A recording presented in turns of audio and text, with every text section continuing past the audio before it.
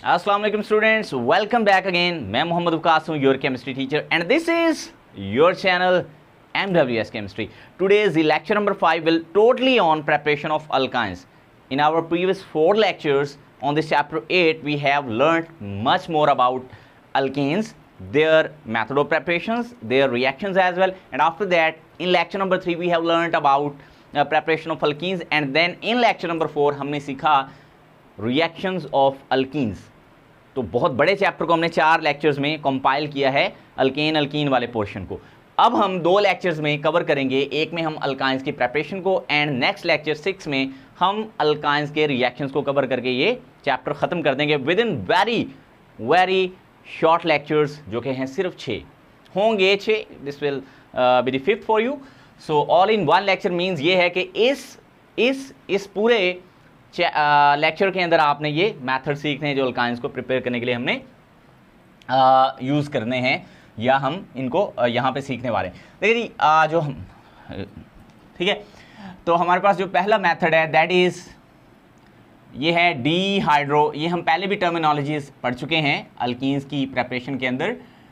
ये मैंने क्या लिख दिया आपसे बातें करते करते, dehydrohalogenation of dehydrohalogenation of vicinal dihalides. आपको बताया था कि विसिनल डाइहैलाइड्स वो डाइहैलाइड्स होते हैं जिसमें हैलोजन एडजेसेंट कार्बन्स के साथ, यानी साथ साथ वाले कार्बन्स के साथ अटैच होंगे। सही है, तो देखते हैं कैसे होगा। मसलन हमारे पास कोई भी अल्कीन डाइहैलाइड विसिनल हो सकते हैं, ठीक है, लाइक वी हैव CH2 यहाँ पे X हो और यहाँ पे भी X हो, तो ये विसिनल डाइहैलाइड है। इसमें हमने डीहाइड्रो हैलोजिनेशन करवानी है, यानी हाइड्रोजन को भी रिमूव करवाना है और हैलोजन को भी। डीहाइड्रो हैलोजिनेशन का मतलब यहाँ पे ये है कि यहाँ हाइड्रोजन से अगर यहाँ से हाइड्रोजन रिमूव करवा रहे हैं, यहाँ से X होगा, यहाँ से हाइड्रोजन करवा रहे हैं तो यहाँ से X होगा। तो ये काम हम किसी बेस के साथ करवा सकते हैं। KOH लेट्स सपोज अगर आपने बेस यहाँ पे ली है तो ये 2 मोल लेना पड़ेगी। अल्कीन्स की प्रेपरेशन में ये 1 मोल लेते थे और यहाँ पे सिंपल अल्काइल हैलाइड लेते थे, क्योंकि वहाँ पे एक हैलोजन और एक हाइड्रोजन को रिमूव करवाना था। यहाँ पे हमने 2 हाइड्रोजन 2 हैलोजन्स को रिमूव करवाना है, ठीक है जी। और ये रिएक्शन होगा अल्कोहलिक मीडियम में, सही है। तो यहाँ से क्या रिमूव होगा, शाबाश बताएं। हाँ जी, यहाँ से H, यहाँ से X, यहाँ से H, यहाँ से X, यहाँ से H, तो ये हमारे पास इस तरह बनेगा, है ना। और यहाँ से 2X रिमूव हुए हैं और यहाँ से 2 हाइड्रोजन रिमूव हुए हैं, तो हम लिख सकते हैं -2HX यहाँ से हुए हैं रिमूव। अब ये जो 2HX हैं ये क्या करेंगे, ये K के साथ मिलेंगे, ये वाले 2X, तो ये बनेगा 2KX। X से मुराद कोई भी हैलोजन हो सकता है, क्लोरीन या ब्रोमीन में से। और ये जो OH हैं जो कि 2 मोल होंगे, ये इन 2 हाइड्रोजन से मिलके 2 मोल वाटर बना देंगे, 2H2O। तो ये हमारे पास, तो जो मेन हमारी प्रोडक्ट है वो हमारे पास क्या आई है, यस, वो अल्काइन है। एसिटिलीन यहाँ पे बनी है, एसिटाइलिन भी हम इसको पढ़ते हैं। तो इसको हम अब प्रॉपरली समझते हैं, ये एक जनरलाइज करके हमने देखा, अब हम एग्जाम्पल लेके इसको समझते हैं। तो let we have this one, ये हमारे पास विसिनल डाइहैलाइड है, ठीक है जी। हमने इसमें डाली KOH और अल्कोहल की प्रेजेंस में यहाँ मैं लेट्स सपोज वो अल्कोहल एथानोल है, ETOH भी मैं इसको लिख सकता हूँ, एथानोल, ठीक है। ETOH सिंबल फॉर एथानोल होता है, आप अल्कोहल भी लिख सकते हैं। अब क्या होगा, अब यहाँ से अगर मैं ब्रोमीन को निकालता हूँ, यहाँ से ये ब्रोमीन, तो ये वाला कार्बन हमारा अल्फा होगा और ये वाला बीटा, तो बीटा कार्बन से इस हाइड्रोजन को हम निकाल देंगे यहाँ से। तो ये पहले स्टेप में एक हैलोजन और एक हाइड्रोजन रिमूव होगा, ये डीहाइड्रो हैलोजिनेशन है। तो यहाँ क्या होगा, हमारे पास बनेगा, यानी यहाँ से एक H और Br रह गया, है ना, और यहाँ से बच गए 2H और Br यहाँ पे नहीं, तो यूँ बचा हमारे पास CH2 डबल बॉन्ड CHBr। अब बताता हूँ कैसे। देखो यहाँ से ये जो हमारे पास कार्बन है, यहाँ से एक हाइड्रोजन और एक ब्रोमीन बचा, वो मैंने एंड पे लिख दिया।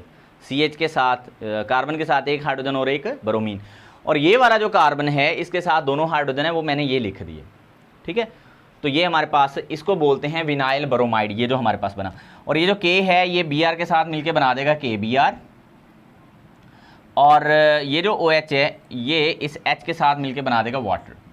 अब ये जो है ये हुआ है 80 डिग्री सेंटीग्रेड पर, 80 डिग्री सेंटीग्रेड पर। अच्छा जी, अब नेक्स्ट स्टेप में आपने इसी को लेना है विनाइल ब्रोमाइड को, CH2 डबल बॉन्ड CHBr, ये हमने ले लिया है, और इसमें अगेन हमने क्या ऐड करनी है, KOH। सही हो गया। तो यहाँ आपको टेम्परेचर ज़्यादा देना पड़ेगा।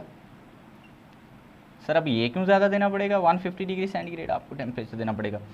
तो यहाँ फिर अगेन, यहाँ से अगर ब्रोमीन निकलती है ये वाली, तो यहाँ से एक हाइड्रोजन निकलेगी बीटा कार्बन से, ये सारा कुछ आपको पता है अल्फ़ा बीटा का। तो यहाँ से हाइड्रोजन निकली, तो यहाँ हमारे पास बना CH ट्रिपल बॉन्ड CH और प्लस में KBr और प्लस में वाटर। अब क्वेश्चन अराइजेस, अब हमारी मुतलका प्रोडक्ट तो बन चुकी है, क्वेश्चन ये अराइज होता है कि सेकंड टाइम जो हमने ब्रोमीन और हाइड्रोजन को निकाला इसमें हमें ज़्यादा टेम्परेचर क्यों रिक्वायर्ड था। The answer is pretty simple. Pretty simple तो नहीं है, आपके लिए वो नई चीज़ है। यहाँ पे जो विनाइल ब्रोमाइड बना था ना ये वाला, इसमें होती है रेजोनेंस। रेजोनेंस यहाँ पे भी आप ये याद रख लें, इस चीज़ में होती है रेजोनेंस। अब रेजोनेंस केमिस्ट्री में जब हम बोलते हैं तो इट मीन्स यहाँ से इलेक्ट्रॉन इधर शिफ्ट हो सकते हैं, या ये वाले इलेक्ट्रॉन इधर शिफ्ट, यानी ब्रोमीन पे जो लॉन पेयर है ना वो यहाँ से इधर शिफ्ट होते हैं और फिर ये इलेक्ट्रॉन इधर शिफ्ट होते हैं। ये हम चैप्टर नंबर 9 में सीखेंगे रेजोनेंस क्या होती है, इसमें आपने परेशान नहीं होना। तो रेजोनेंस जो होती है इसको स्टेबलाइज कर देती है विनाइल ब्रोमाइड की। यही वजह है विनाइल ब्रोमाइड में से ब्रोमीन और हाइड्रोजन रिमूव करना ज़्यादा मुश्किल है, लेकिन सिंपल जो हमारे पास विसिनल डायहाइलाइड थी उससे हमें एक हाइड्रोजन और एक हैलोजन को रिमूव करना निस्बतन आसान लगा था, क्योंकि वहाँ पे कम टेम्परेचर चाहिए था। तो आई रियली होप ये पहला मेथड ऑफ प्रेपरेशन आपको अल्काइंस के लिए समझ आ गया होगा। अब हम दूसरे मेथड पे बात करेंगे।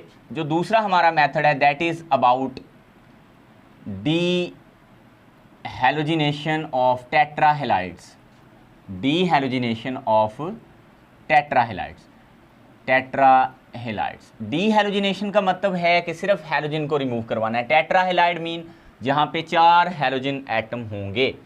सही है, लाइक वी हैव यहाँ पे Br, चलो ये Br आप यहाँ लिख लो, ठीक है। ये यहाँ पे एक H आ गया, यहाँ Br, यहाँ Br और यहाँ पे एक H आ गया। सो इसको अगर आप चेक करो तो ये टेट्राहेलाइड है, इसमें 4 हैलोजन आ रहे हैं, ठीक हो गया। तो ये हम काम जिंक से कर चुके हैं ऑलरेडी, आपको पता होगा जब हमने एल्कीन्स को प्रिपेयर किया था। तो ये वही वाली जिंक हमने यहाँ पे भी ऐड करनी है।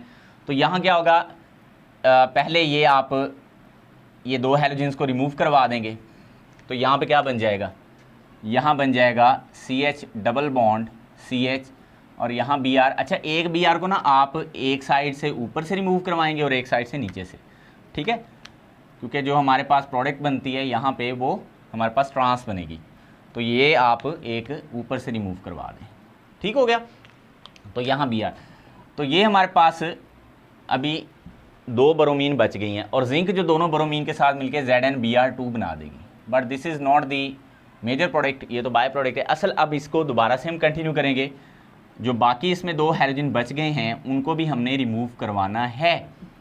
तो यहाँ क्या होगा, फिर हम जिंक को ऐड करेंगे, तो क्या होगा, बाकी 2 हैलोजन भी यहाँ से निकल जाएंगे और ZnBr2 बनेगा। तो ये जो Br है और ये जो Br ये भी यहाँ से रिमूव हो जाएंगे विद जिंक, जैसे यहाँ पे हुए थे।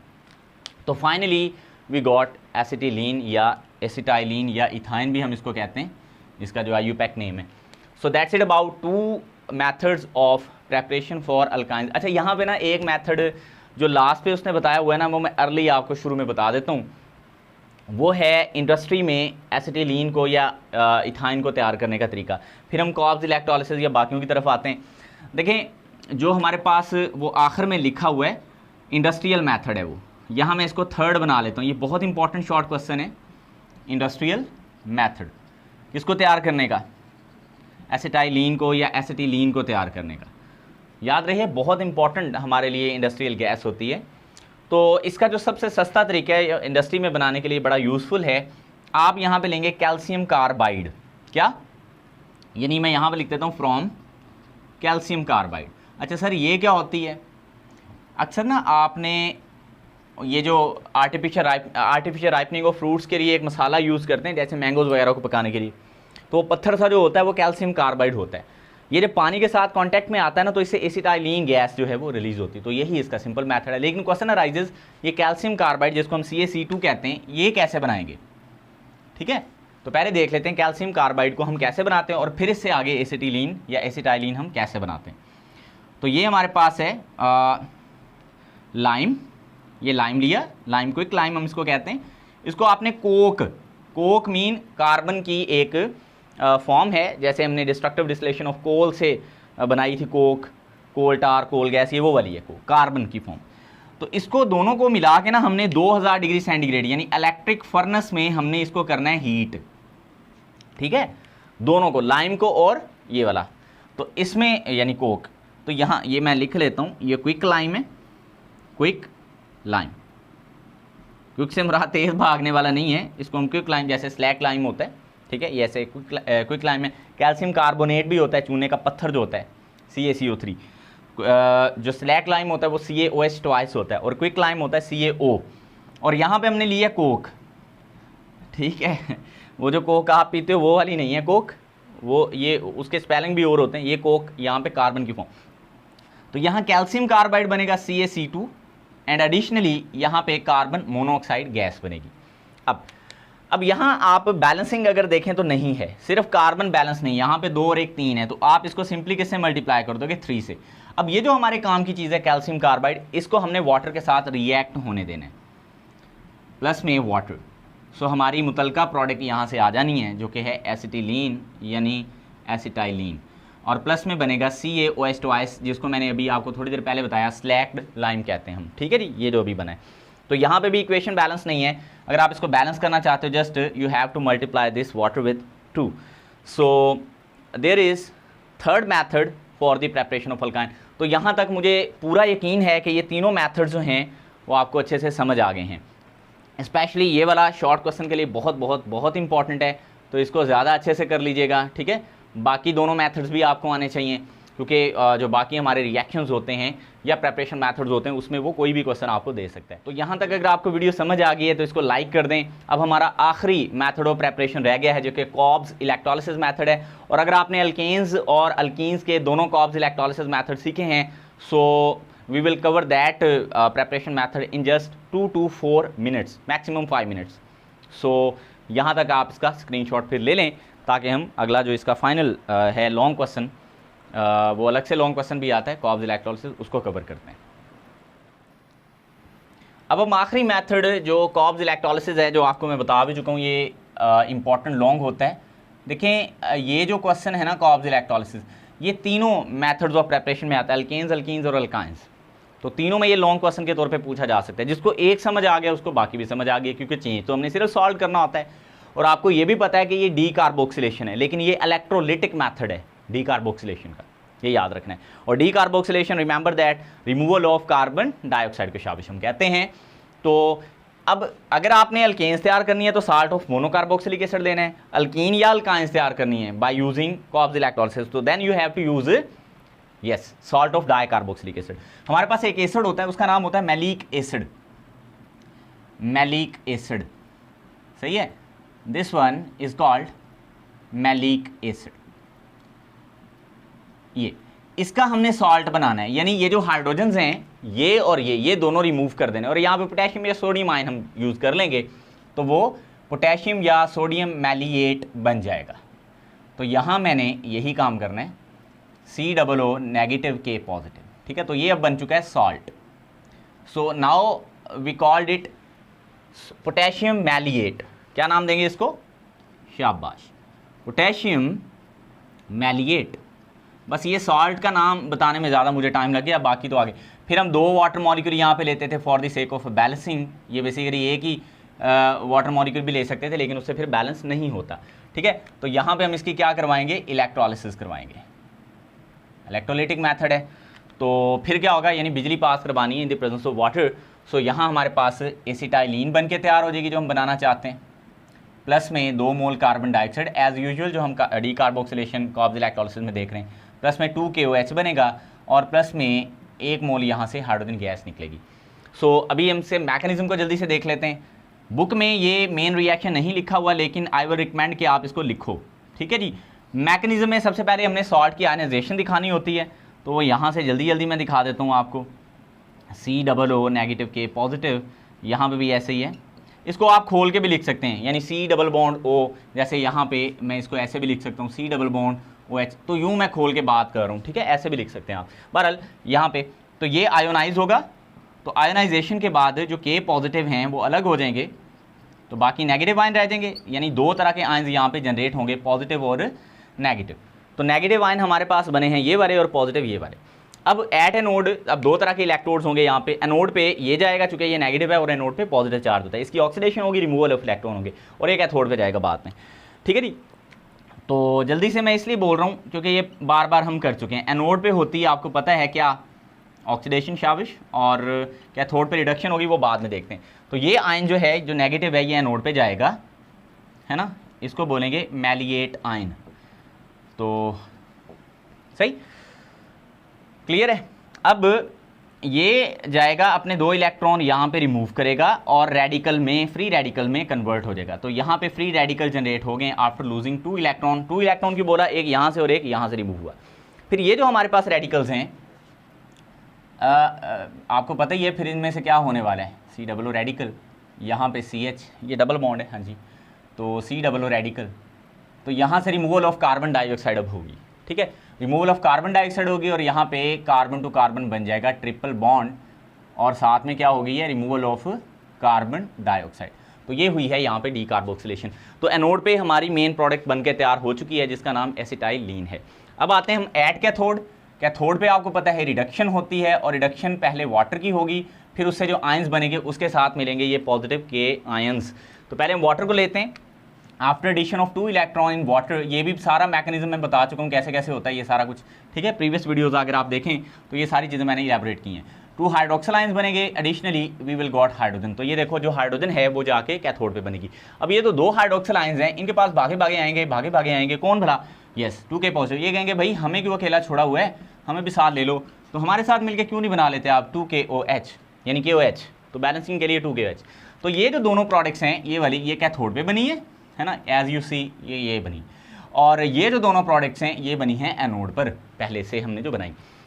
So students that's it about totally today's lecture on preparation of alkynes. I really hope you got this point lecture very क्या होता है, हाँ पता नहीं क्या होता है, वो आपको सारा समझ आ गया मीन्स, तो बस अल्लाह हाफिज़।